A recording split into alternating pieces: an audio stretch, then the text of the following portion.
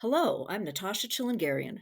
And for now, I'm Michael Ogden. This is Shared Accounts with CU Times. On the day of this recording, we are exactly halfway through 2024. Look at your calendar, see if you can guess when we recorded. Anyway, I thought since I missed the boat on working on my hot pod summer bod this year, how about I reinvent myself another way?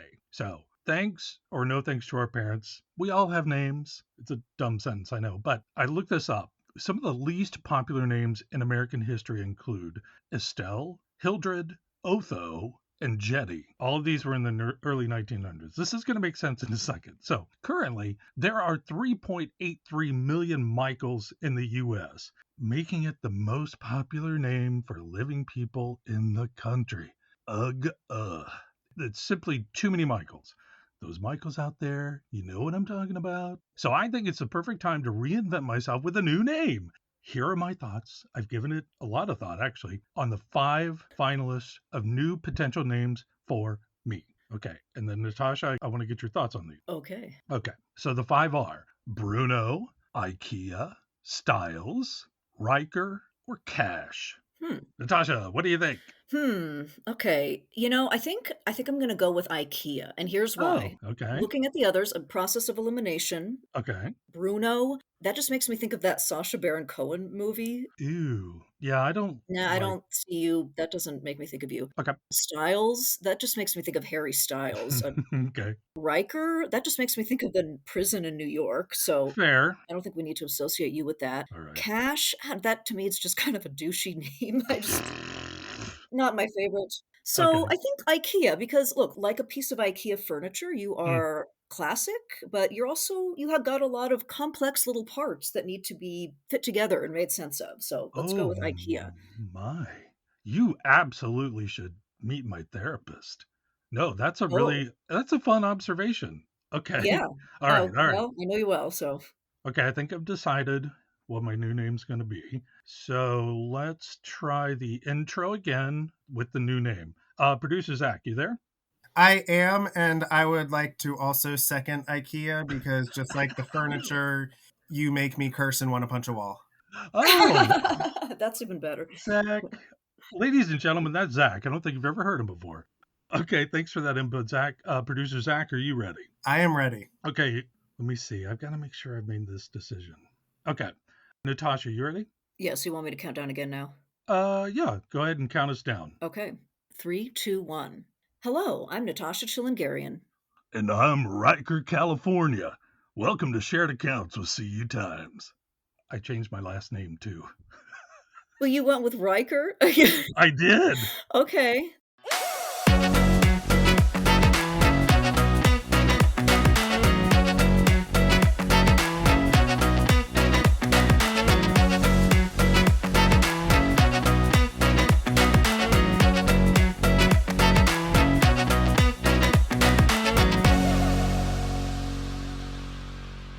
Coming up, we're speaking with UW Credit Union's president and CEO, Paul Kundert. Paul joins us for the first time on the pod to talk about an incredible and huge project he's been working on for a long time, building a giant campus to be the new home and headquarters for UW Credit Union right here in Madison, Wisconsin. This $65 million campus has 4 buildings with the latest advancements in sustainability in occupant health, including geothermal heating and cooling, solar technology, stormwater management, and a really adorable new bird-safe window glazing material. Realized I forgot to ask Paul how many toilets they have. Oh well, this has been Riker, California. First up, let's take a breather from the week before we move on with Natasha. Hey, Hey, okay, I'm going to who am stop I doing it. talking I'll stop to? it. Okay, you know who you sound like? You sound like, the movie this is one of my favorites, as you know, Pee-wee's Big Adventure from Okay. 1985 when he goes to the Mm-hmm. biker bar and they're, like, Oh, saying what they're gonna yeah. do with him, and they're like, "I say we scalp him, then we tattoo him, then we hang him, and then we kill him." That's what You know what? I'm going to take that as a compliment, Sure, yeah, but it I is will a stop talking about that. very different vibe for you. It is There you go. Riker. Okay. It also sounds more like a Jack Ryan character, like Right, in that right. world. Riker. Okay. Any whoozy. Natasha, how are you? How have you I'm been? good. No, I've been good, It's Yeah. gonna start getting hot, which is I'm not looking forward to. Hmm. I'm gonna start sticking to the chair pretty soon.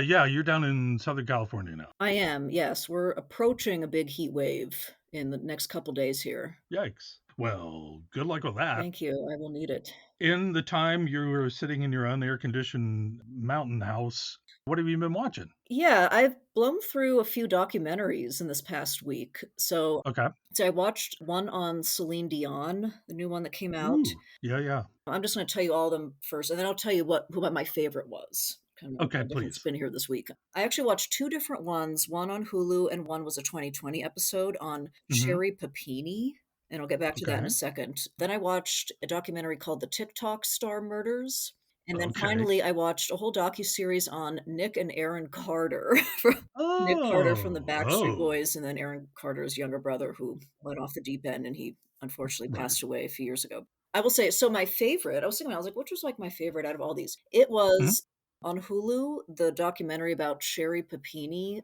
was called Perfect Wife. Okay. And that was my favorite just because I didn't know the outcome. Even though it was like a major news story, for some reason I don't remember the story at all. I believe it was in 2015. Yeah, I don't remember You this don't? period. No. Okay, spoiler alert. So for any listeners that want to watch Perfect Wife on Hulu, just maybe fast forward for 1 minute here. She disappears. She's like this mom with 2 kids and this husband living in Redding, California, which is like a rural area, Mhm. and is gone for 2 weeks and then suddenly reappears, dropped off on the side of the road, chained up and like all injured, bruised, battered, branded, and Yeah. crying, saying that these 2 women took her and tortured her for Oh, 2 weeks. no. And it turned out she made up the whole thing. It's like, "What?" Boo. Like, I mean, what Oh, kind of a no. psychopath does this? It was just so crazy, but I didn't know that that was the outcome, so it made it, like, really Huh. suspenseful throughout the series. So anyway, yeah, that was a good one. That's like a really fun reveal since you didn't know it. Yeah. No, it was I fun. like that. Anyway, alright, so what about you? I'm assuming I'm the documentary queen, so you got some good movies, I'm Yeah, you're guessing. the Yeah. true crime documentary. I watched a number of things the past week. A couple of things I'll bring up. One, I finally got around to watching the second movie, this Mia Goth trilogy. The second one is called Pearl. Came out Okay. a couple of years ago. It's a prequel to the first movie, which was called X, Okay. and the third movie is getting ready to come out called Maxine. So I caught up on that. It was okay. I enjoyed the first one quite a bit, X, but I watched Pearl. Alright. This is weird. She is so weird. She plays weird great. Love It's that. very disturbing. Ooh. And then I watched Stephen King's The Mist. Oh, Came out in 2007. And honestly, the whole time I pictured it, it's not that scary. It's a little gross sometimes. It has the darkest ending oh, of a movie. okay. And I will not tell you what happens. But the whole time I was thinking, this could be a really fun high school play. Oh, boy. And but Okay. watch it and see what you think Okay. because tragic. Alright. But it was High fun. school, well, maybe they're gonna need some trauma therapists coming in after that if it has that dark of an ending in a high school play. I can't wait till you watch it. Okay, I definitely will need to watch it. I do love Stephen King. That is one movie and Yeah. book I haven't explored, so that would be great. Go into it blind then Yeah. and just let the lousy CGI graphics just wash over you. Let it go Okay, okay. and just enjoy the movie. You know, speaking of your play idea for Mm. that, here in town in Big Bear, just close to where I live here, they recently put on a play version of Misery. Oh my god, that would be a It was blast. so fun. I know, that's probably one of my favorite movies. Oh, It's just yeah, Kathy br- Bates is bravo to them. so That's anyway, great. I am all for having more Stephen King adaptations, so that is awesome. Have at it. Okay. Alright, well, let's go ahead and move on to our interview with Paul Sure. Kundert. We had a really fun chat with Paul today about his new Hmm. headquarters and campus in Madison, Wisconsin, which I know you had a chance to briefly drive by it, and hopefully you will get a Yep. full tour soon. I'm so jealous Hmm. because it sounds awesome. Yeah. Yeah. But no, we had a great talk with him. His personality really came through in our conversation. We also dove into a regulatory and compliance topics. He gave us some really honest answers, and that was a lot of fun Yeah. to listen It to. was. So, yeah, we have all of that coming up next.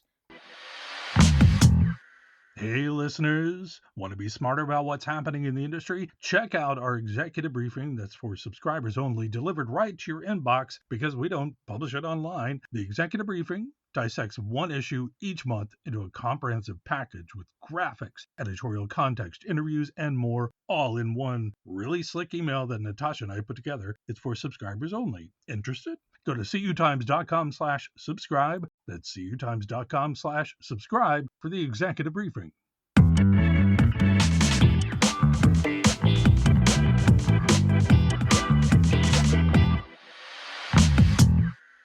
Joining us in the virtual studio today is Paul Kundert, President and CEO of UW Credit Union in Madison, Wisconsin. Paul, welcome to the show. Thanks. It's great to be with you this morning. Thanks for joining us. All right, so Paul, let's start off. Just wanted to talk a little bit about your headquarters there at UW Credit Union. So UW Credit Union, it's known obviously for its loyalty to Madison, Wisconsin, and the University of Wisconsin. You recently moved out of your old headquarters of nearly 30 years and created a new headquarters campus, which we'll get into the details of shortly. So first off, can you explain the reason behind moving your headquarters? Basically, after years of moving people around, we just really ran out of space. Our employee count has grown to about 935 people. For years, we put our focus into building out the branch network and trying to minimize investments in the home office. But we finished the basement. We did everything we could to delay it. But at some point, we realized we needed more space and kind of started on a journey of looking for what that would look like and where we should be. The phrase finishing the basement is such a Wisconsin sentence. That's funny. So, Paul, let's get into the specifics of the new campus. It's over on the far west side of Madison. I actually drove by it over the weekend just to take a quick look. Explain the layout of this. It was really impressive. And so explain the layout and maybe the thought process behind this creation. Well, it is a campus. We, over the last few years, purchased 4 buildings that were contiguously located next to each other. And then we actually added on to one, creating what we call our community building. This enabled us to avoid building a very large single building, and we're able instead to have buildings that are walkable between each other, leveraging some existing construction, and having people be able to collaborate and be near each other. But we really wanted to avoid building an oversized building that restricted flexibility long term. Very good. And Paul, so we at CU Times, we recently reported on your new buildings and the environmental care and also post-COVID needs that the structures reflect. So I had a two-part question here. First, can you talk about what those environmental and post-COVID focuses are of these new buildings? And then second, why did you feel the need to have these environmental and employee perks built into the plans? You know, the pandemic came upon us just as we were in the process of putting this plan together. So we did have the benefit in the design of anticipating what the world would look like after COVID pandemic. So we embraced a hybrid work format where employees are mostly in the office but have the flexibility 1-2 days a week work remotely. And so those things kind of really informed the programming of space and the building designs as we finalized them. The building that we call our headquarters, is the community building. Our mortgage operation team are in the building we call the equity building. We've got our call center in the relationship building, and our lending team are in the momentum building. So the community building really does represent the building that serves the whole campus and is the central place that's programmed with a lot of meeting space, a lot of collaboration space. And so that's partly, I think, what we're referring to in terms of incorporating the post-pandemic considerations. But just from a health standpoint, the building really, we spent a lot of time looking at how to create good air turnover. We actually have CO2 monitors in the building that boost airflow when you have multiple people in a room to make sure that the air is healthy and fresh. We also looked at things like getting daylight into the building so that people had a connection to the outside. Our buildings aren't very tall. They're 1 to 3 stories, and that creates easy connection to outdoor space. And we did program in a lot of outdoor space. We have numerous meeting terraces and patios, and of course, because the buildings are connected by walking paths, we are encouraging people to incorporate activity during the day as well. Yeah. Nice. Can I just say real quick, Paul, I love the fact that you are cleaning the air there and having the CO2 monitors, because that's such a big need after the COVID pandemic, and it seems like no one is doing it. But so kudos to you. I think that is awesome. I'm so happy to hear that. Thanks. We all have our exciting points of what you've done out there. Mine was the geothermal stuff. That is fascinating. But I want to talk, because you talked about how COVID kind of happened in the middle of planning. You were just getting started, maybe is what you were saying. How long did this process take, and did COVID extend that time frame? Yeah, we actually were engaged almost 9 years ago in looking at Wow. a site study for our existing property. We liked where we were located. We appreciated the community, and of course, in the city of Madison, we had some adjacency to the UW hospital and the campus itself. Uh-huh. What we just found is that long term, we would just never be able to stay on that site with only 5 acres. And so our priority really became, where should we be if it wasn't there? And we were really motivated to look at flexibility. In all humility, we have a terrible history of predicting our space needs. We have overestimated how much space we needed, and we had underestimated, and Yeah. not by a few years, but like by a decade. And some of that, it's just hard to anticipate how the world changes. I mean, when we actually 30 years ago moved into the former headquarters, there was actually a plan to add on to that building within 5 years. But in that period, digitalization began to overtake, and Hmm. about half of that building was programmed to hold paper records. And so as that need disappeared, there was just a lot more space to remodel into space to house employees. So we don't know what's ahead. Obviously, there's still a lot uncertain long term about the nature of work, how much remote work makes sense for people and for organizations. And it's hard to look out in the future 20 years and know how much a workforce does it take as the asset size and the volumes grow. We just don't know. We started by admitting we didn't know. Hmm. So Yeah. flexibility was the main thing. And so by not programming a very large single structure, we were able to create the flexibility of acquiring more facilities or paring back the amount of square footage we have without ever leaving the core campus. I do appreciate your comment about the geothermal. I think one thing you can probably be certain about is energy costs are going to be higher in the next 20 years than in the past Yeah. 20 years. So we think it's a good investment to minimize the carbon footprint of our operations. We've got 560 solar panels incorporated into the design of the building. Yeah. They're really not that noticeable, and yet they're very productive. They're producing about a fourth of the power we're consuming here in the home office. And then geothermal cuts the heating costs by almost 45%, cooling costs as well. So Wow. I think those things matter. I think not only economically it's a good investment, I think it matters to anyone concerned about the future and really in touch with those issues. So Sure. we're in a very competitive market when it comes to competing for workforce, and so we want to make sure that we've got a great Yeah. story to tell, that we're an organization doing the right thing in a place where you can be proud to apply your career and be a part of it. Can I have a follow-up question to that about, the competitive market? Because the old location was right there, for people who don't know Madison. It was right on a main drag called University Avenue. And your brand was right there, facing the street, a very busy street. Now you're tucked away a little bit on the other side of the highway there. And yes, you're going to get more space. Do you have any branding challenges with moving to that location? You're pointing out something that we had some discussion around in terms of location selection, because Yeah. there are trade-offs between high visibility, kind of wowing the public Hmm. locations, and then there were locations that would wow our workforce every day. Yeah, yeah, yeah. As our marketing branding folks contributed to that conversation, they pointed out the most successful players in financial services, we don't know what their headquarters look like. Mm. Talking about the top four money center banks that are doing so well with young consumers. Yeah. And so really our branch network is the brand face of the organization. Hmm. And so what was more important to us is what kind of amenities were in walking distance for our workforce? How close are they to public transportation? We had an opportunity to host the mayor of Madison a few weeks ago, and Yeah. she pulled out her phone and an app and said, I can be on a bus in 6 minutes from Oh. where you can right now. And of course, like a lot of cities that are growing, they're looking at building infrastructure. And so it was important to us to be able to be an inclusive employer, to welcome the whole community, that we did make provision long term that we were going to be accessible to public transportation.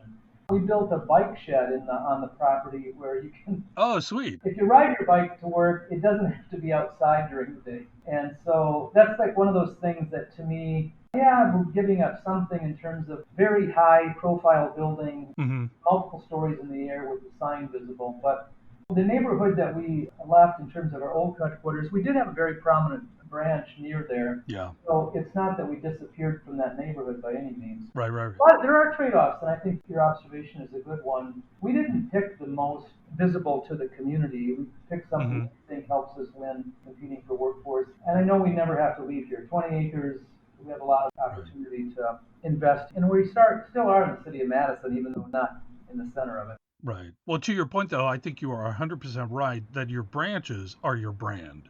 That's the member-facing part, and you see it all over Madison and in Milwaukee, too.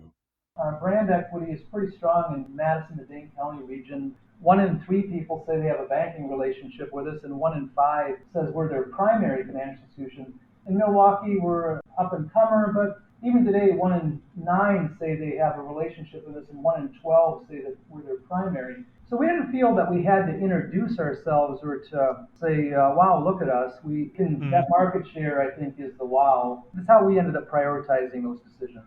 And Paul, so just based on what we see here at CU Times, so reporting, we know that there are quite a few other credit union executives that are currently working on either building a new headquarters or moving to a new location. So just having gone through it yourself recently, what would your advice be to those leaders going through the same type of process? Well, I think just approach it with some humility. I mean, we were in a way fortunate that the pandemic happened while we were in the programming stage. Yeah. It would have been a missed opportunity to have created something and then it wasn't what you needed it to be post-pandemic. So I think we probably did do that well, and it starts with we don't know what the future is. To really predict as we grow, what is the level of workforce that will make sense? I think that history kind of suggests that new technologies don't displace people as often as they augment them. But augmentation in productivity can make a big difference over long term in terms of how many people you employ.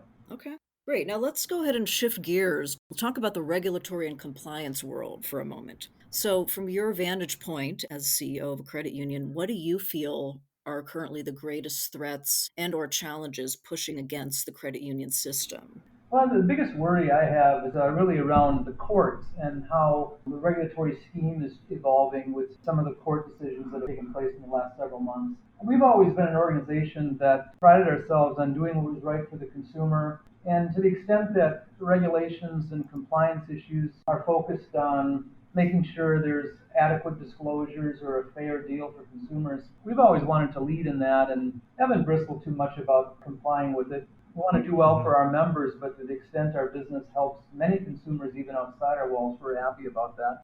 There is another element of compliance when you don't really know what the rules are. So that worries me. I think that's a growing problem where we've seen in our state courts interpret consumer contract law in a new way that leaves us wondering, well, what is the law? And same thing on the federal side. Even the most recent thing last week with the Chevron decision, now leave in question what the rules of the road are and leave open the possibility that they're not the same across the country as it relates to federal interpretation of federal law. Obviously, over a long period of time, the courts figure out what their one truth is, but it's a process that often happens at the district level, the appeals level, and finally is adjudicated at the Supreme Court. So I think that makes it more complicated. We're ready and willing to step up to comply with rules and regs. We just want to know what they are and that they're settled when we know what they are.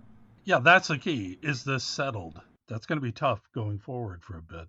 You've been outspoken, and I say that in a really positive meaning there. You've been outspoken on a number of consumer-related issues, including the CFPB, financial literacy, and overdraft fees. These are issues that have just been real squishy and kind of weird in the industry for a while. And a few weeks ago, a friend pointed out, hey, did you see what Paul wrote on LinkedIn? And I checked it out, and you wrote a response, a brief post about the banks were taking on the CFPB's efforts to rein in their ability to charge overdraft fees. And you posted, and I quote, "Grandpa, tell us a story again about how you fought the CFPB so you could hit the working poor with more than one overdraft fee each day," end quote. First, I laughed when I read it. Second, can you explain what you meant? Yeah, I think hopefully the second part of that, I don't remember exactly what it said.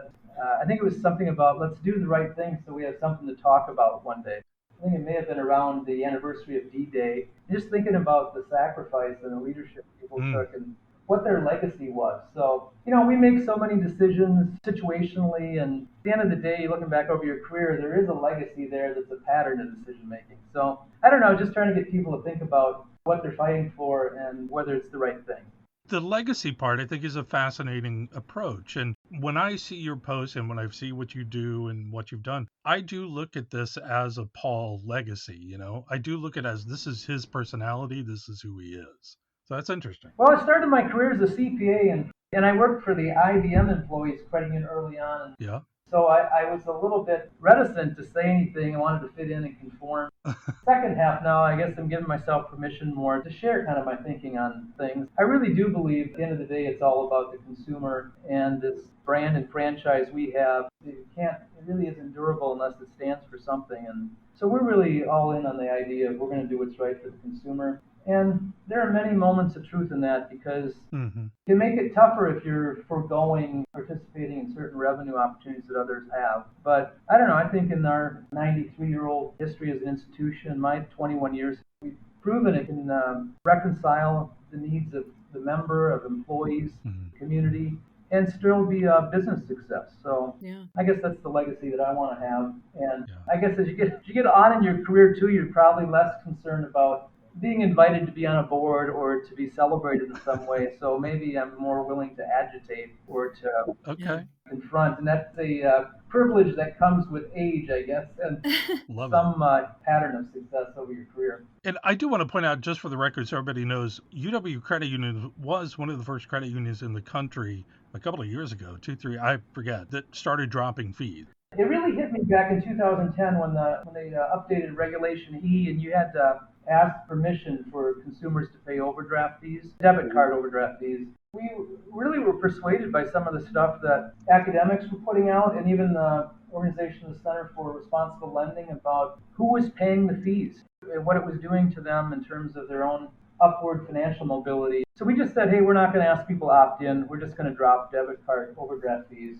And at first, it was several $100,000 that first year that we partnered with. But I believe we're the 39th or 40th credit in the U.S. in terms of number of checking accounts we serve. So we certainly punch above our weight when it comes to succeeding with banking people with their primary account. And I think part of that's, as we've grown significantly organically, we just weren't dependent on that income. And then, of course, when the new administration came in and they announced they were going to put more of a focus on overdrafts, I guess we could have told the story we already did, but we were still charging people, I believe, $30 in an overdraft for checking or ACH. And even though we were limiting them to one a day and there was a zone of grace, we still thought that's way beyond what it costs us to provide that service. So then I believe it was in 2021 that we dropped the fee down to $5, which after some research we found out we're still actually making a margin, but it's much closer to the cost than what it was before.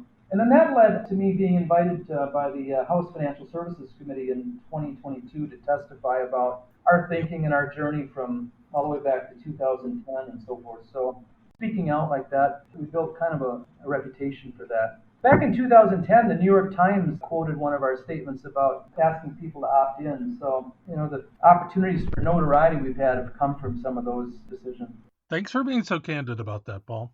Okay, Paul, just a couple more questions before we move on to our second part here of the interview. One more related to regulations that we wanted to ask. America's credit unions, formerly CUNA and NAFCU, they've actually been siding with banks on the overdraft fee issue and a number of other consumer-related issues, which is interesting. I was going to ask, do you agree with this approach that they're taking? Well, I understand it. There are really good people in that combined organization. I really thought it was a good move for them to come together as one organization. But, I think like any good association, they listen to their members. And the agenda is set not by any one person's voice, but by collective voice of the community. So I probably take more exception or want to talk more directly to my peers on the issue because I think America's Credit Unions is responsive to what the movement wants. And these have been tough years. I understand the toughness of seeing interest rates spike 5% after being historically low and so forth. And just, we are moving from a period of remarkably relaxed regulation to one of what seems more stringent to us, but is actually more historically normal. So there's a lot of pressures on credit union folks. When the data came out, I was impressed to see many, many examples of folks in the credit movement leading on this. I think the median annualized overdraft income per checking account was something like $38 a year, which is lower, in my understanding, lower than the average bank. But statistics being what it is, half the credit unions reporting are collecting less than that. So Yeah. there's a lot of positive to look at from the industry. I've been primarily a proponent for just the transparency of disclosure. I think that always does a lot of good. And that's a good place to start and before you start mandating prices and so forth. And that's kind of what my message was to the House Financial Services Committee is, why don't we start with disclosure so the consumer knows what to expect and the public knows what people's practices are. And so, yeah, that's kind of how I guess I would respond to that.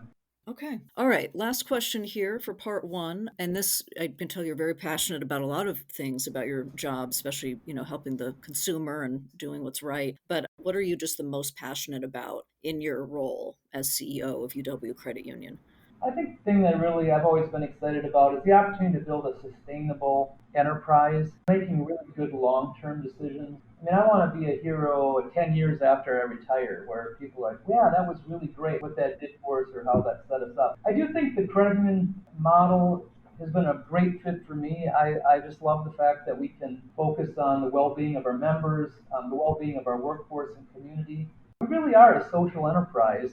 So to me, that's what makes me excited is the opportunity we have, and hopefully we're doing well on those opportunities.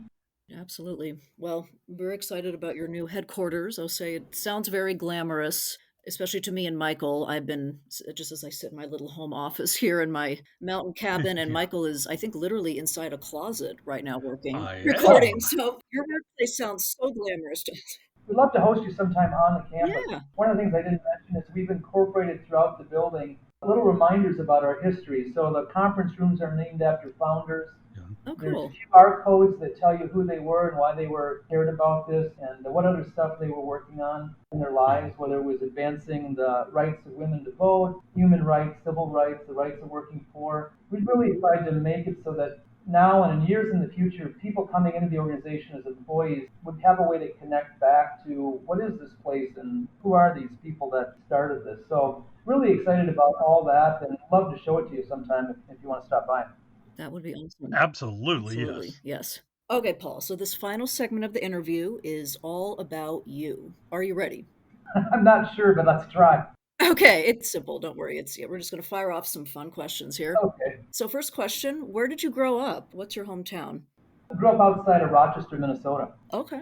I've never been. All right. I'm not a Midwesterner. I have been to Rochester. Yeah. My family, weirdly, there's a long story. Paul, when I see you in person, I'll tell you the story. But they have a big connection with the Mayo Clinic. Yeah, the city's really dominated by the Mayo Clinic, and it had a very sizable IBM development lab and manufacturing plant. Okay. Two-part question here. What was your high school mascot? Pine Island Panthers.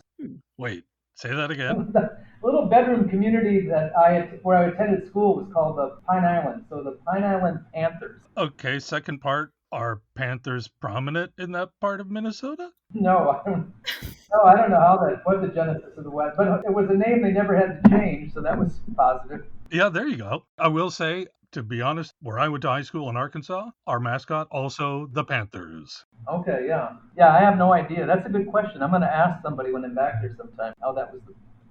Oh, yeah. Back in the 1800s, Minnesota was lousy with panthers back then. Hey, it's a pretty animal, and as you said, It is a pretty it's not animal. controversial in any way. And I was on the track team, and I think I had the impression they were a fast animal, so maybe it was motivating. Oh, yeah. Oh. Maybe. What did you do on track? Well, I was fairly average, but I was 400 meter and 800 meter, which both my boys are involved in track, and they both got to the state track meet. So Oh, wow. a little bit of ancestry work. We learned that the talent comes from my wife's family. Okay. Very nice. Okay, this next question, this is one I can relate to, I will say, so I guess it's fitting for me to ask it. How many times each year do you have to explain how your last name is pronounced? Oh, I think a couple times a week. Oh, wow. It doesn't even bother me though. I'm not at all particular about it, but it has been helpful because when people phone, my team has always known if they're pronouncing my name correctly, they probably actually know me. Oh, yeah. What's the weirdest way somebody pronounces it? Oh my gosh, it's been all over the place.